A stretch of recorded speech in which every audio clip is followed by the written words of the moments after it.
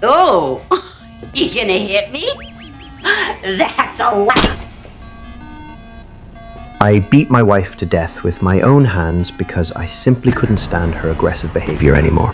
Afterward, I called Jack to help me clean up the scene and plan to frame my wife's death on him. Since he was a killer, pinning this on him seemed perfect.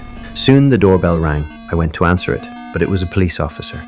He had come to ask me about Sam's death. Sam was the one killed by Jack. But just as the officer was about to leave, he noticed fresh blood on the floor. He immediately drew his gun and ordered me to get on the ground. He walked over and discovered my murdered wife, then immediately contacted headquarters. Just then Jack arrived and saw what was happening. He took out the officer with his gun, but police had already arrived downstairs. When I tried to alert Jack, he had disappeared.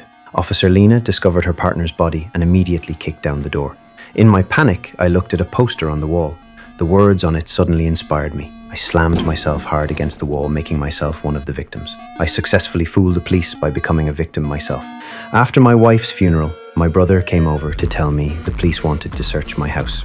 I suddenly remembered the murder weapon was still hidden there, so I rushed home and hid the hammer in a more concealed location.